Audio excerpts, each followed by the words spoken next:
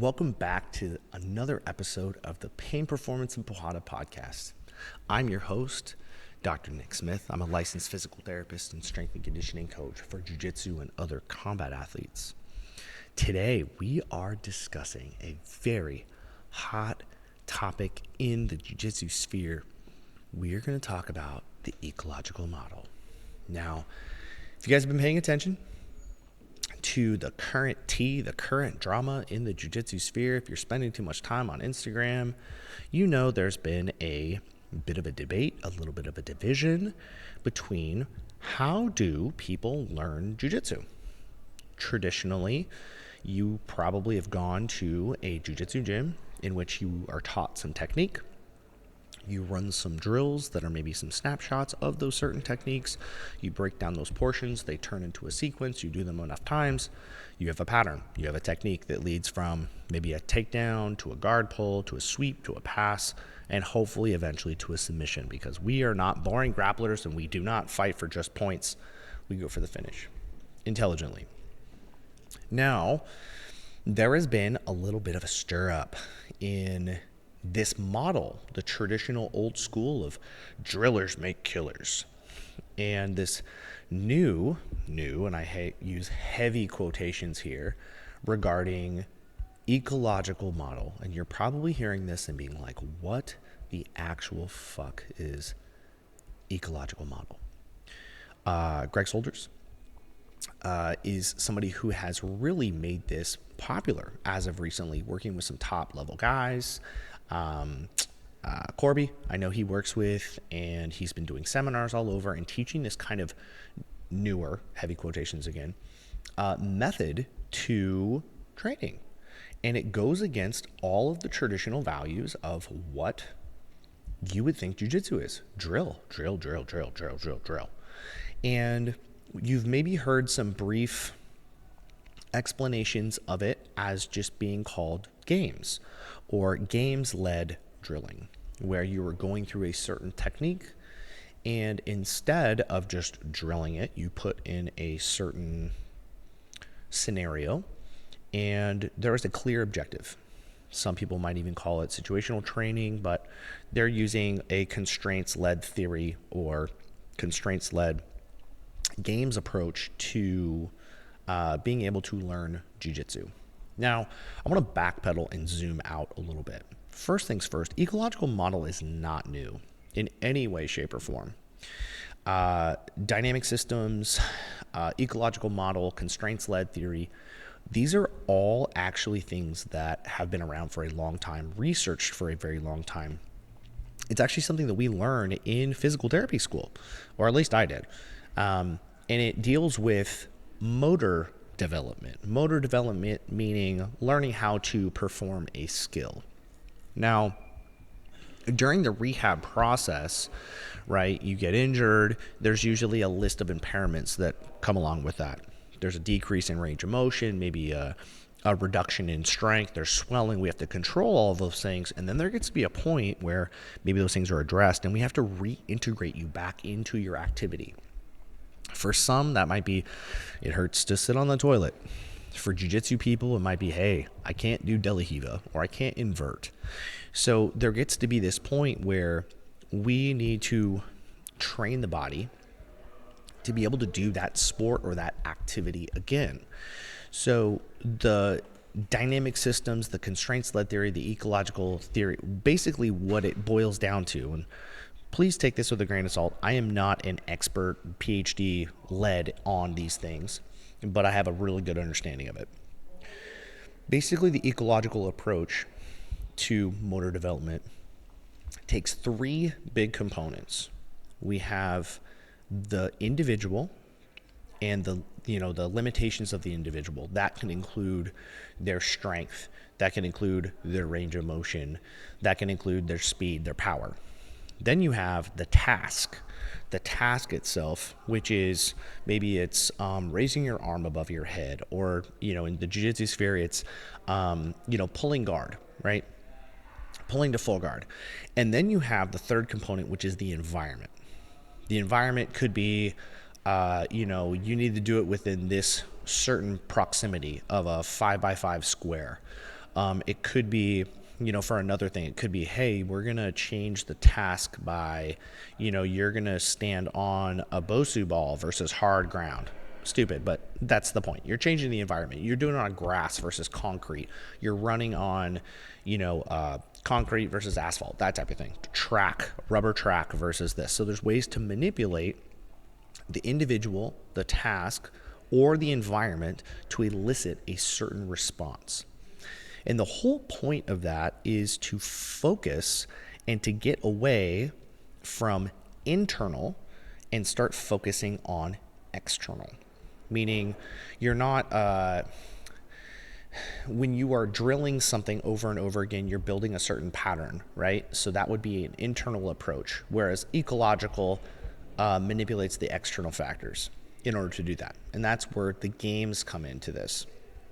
So for example, we're doing rehab for a Jiu Jitsu athlete, and I want to reintegrate somebody who is having a knee injury. And I need them to start working on some dynamic motion from the top position. So the game is that I, as the tester, will be in bottom single leg X. And all I'm going to do is remain in single leg X, and I'm going to try to off balance my opponent. I have my legs attacking the injured knee, I say that loosely because they're about to be returned to sport. And I'm going to, knock them off base. I'm going to try to pull them down, posture. And the athlete from on top who is injured needs to be able to stabilize and basically be able to perform all the different manipulations that occur. I'm knocking them off balance to their left, their right, forwards, backwards, breaking their posture down, all those things. That would be an example of a constraints-led or games approach to rehab. Now, where this becomes a little bit problematic is right now the T basically is kind of like this, I don't want to say dogma, I don't know if it's quite to that extent, but it's very polarizing. Like, we have to do this or we have to do this. And it's not a mix of both. So when it comes to learning jiu-jitsu, when it comes to doing strength and conditioning, when it comes to rehabilitation of an injury, there needs to be this nice continuation of being able to apply both. And both are, meaning drills and games, can be integrated collectively to be the most effective. Now, when you are, the limitation with ecological approach to a new learner, a new beginner, is they have no reference of starting point, right? You come into a new task, maybe you're doing jiu-jitsu, you're a brand new white belt, you don't know anything. And if you're coming in without any kind of preconceived motor pattern, maybe you've never played a sport before in your life, you're not really sure about these different movement patterns, you're going to be going through these drills completely blind. If you're playing a strictly ecological approach to this, the limitation is the person is going to be they're starting with nothing, essentially, and they're being forced to figure it out, which in a way is fine, but it's also a very poor roundabout way of doing it. And it doesn't really allow the person to have any reference of what is deemed correct. And I know the argument for this from the other side, from the ecological approach, is well, what is correct? Everybody is different. Everybody's morphology is different. True. But there is a certain standard of being able to identify a certain movement being done before you're trying to do it live, essentially. So if you are a brand new white belt learning something for the very, very first time, I don't know if it's necessarily appropriate to implement the ecological approach right away. I will stay more towards drilling in that aspect. The same goes for rehabilitation. If a person is brand new acute injury, they can barely put weight through their leg, I am not going to give them a game that is very high level. Maybe, yes, you can modify the game to make it very simple. I'm going to have them do a task that's very repetitious to be able to build in that pattern.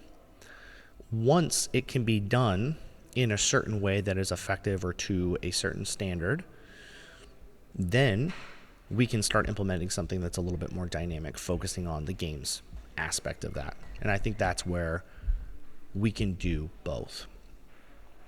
Circling back to jiu-jitsu,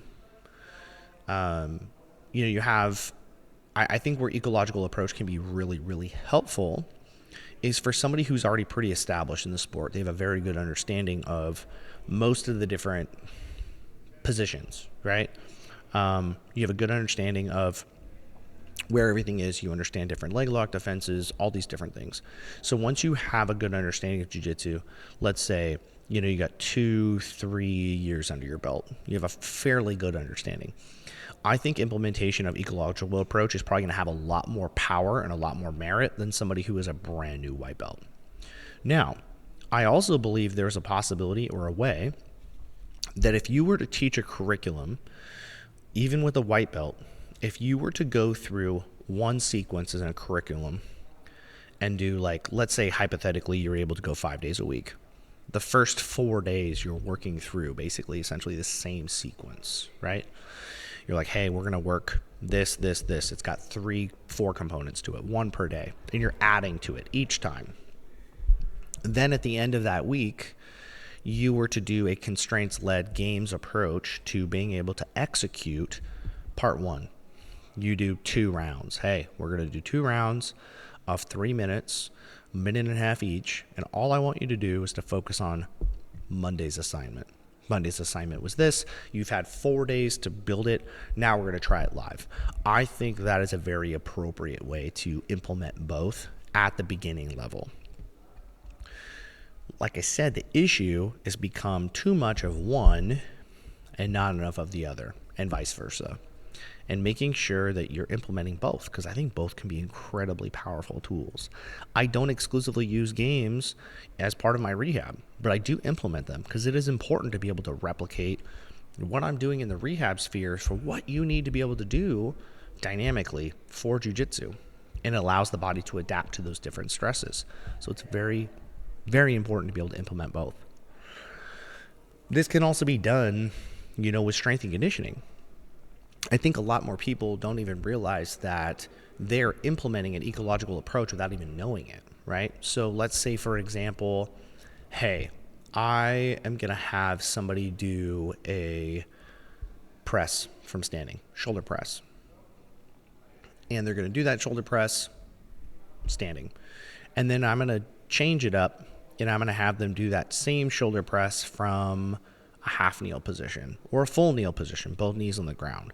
I'm changing the task to be able to focus on, hey, if somebody happens to be on their knees and they need to press, with their upper body, they're going to simulate that versus in a standing position where maybe you need to press overhead.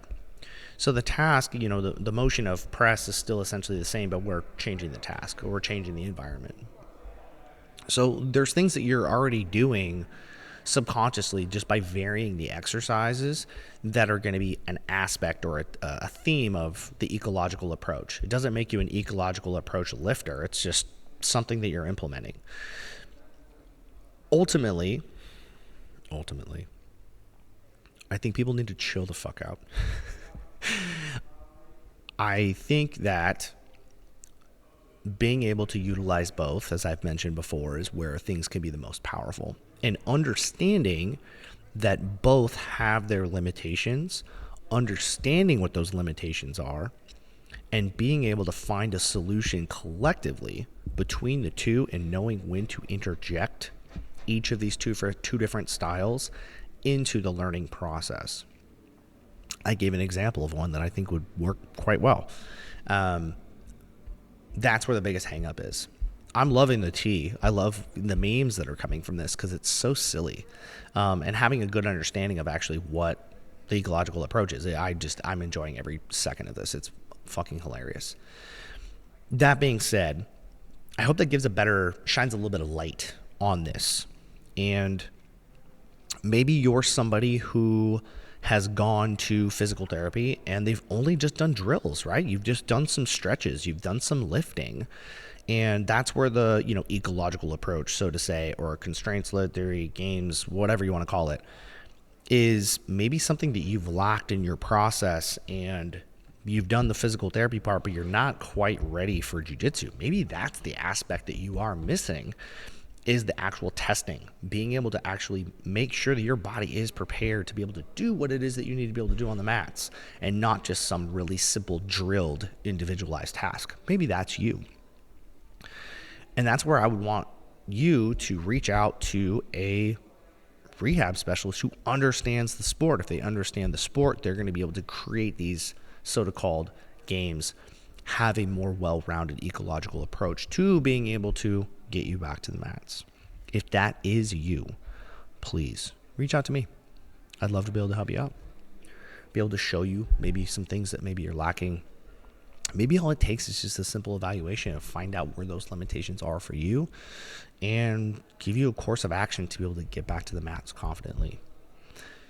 If you're hearing this podcast and you're hearing this part, I want you to reach out to me. Send me a message, send me a DM. Love to be able to help you out. That's the end of this episode. Until next time, remember, pain is not something we should fear. It's something we should respect. See you on the next episode. See you.